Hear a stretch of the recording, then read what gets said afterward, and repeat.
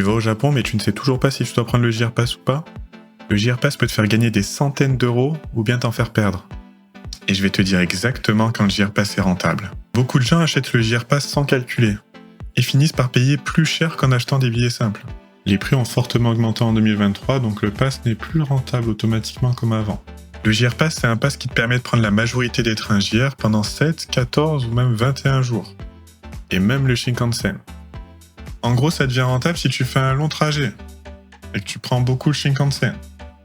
Par exemple, Tokyo, Kyoto, Osaka, Hiroshima et tu reviens à Tokyo. Le pass va déjà te faire économiser beaucoup. Sur 7 jours, le pass coûte 50 000 yens. Si on regarde le prix des billets séparés, de Tokyo à Kyoto, ça coûte environ 14 000 yens, Kyoto, Osaka, 600 yens, Osaka, Hiroshima, 10 000 yens, Hiroshima, Tokyo, 19 000 yens, ce qui fait un total de 43 600 yens. On est déjà proche du prix du pass. Si à ça, on ajoute quelques trains JR locaux, un aller-retour à Nara, 1500 yens, et plusieurs autres trajets moyens, on va dépasser facilement les 50 000 yens. Dans ce cas-là, le JR Pass 7 jours va être rentable.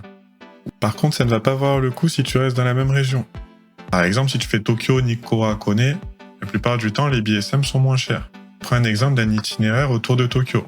Tokyo Nikko, environ 3000 yens, Tokyo Kamakura, environ 1000 yens, Tokyo Hakone, entre 2000 et 3000 yens en fonction de la ligne, Tokyo Kawaguchiko, 2000 yens, qui fait un total d'environ 9000 yens. Donc ici, dépenser 50 000 yens pour le JR Pass, ça sera une énorme perte d'argent. Donc, si tu fais au moins un aller-retour Tokyo-Hiroshima ou équivalent en distance, le JR Pass peut valoir le coup. Par contre, si tu restes dans une seule région, eh bien c'est mieux d'acheter les billets à l'unité. Donc en général, ça devient intéressant quand tu fais 2 à 3 longs trajets en Shinkansen ou un très long aller-retour du genre Tokyo-Hiroshima ou Tokyo-Fukuoka.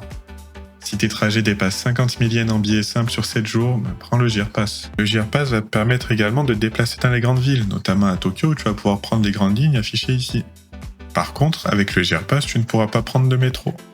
En conclusion, le JR Pass est incroyable s'il est utilisé intelligemment.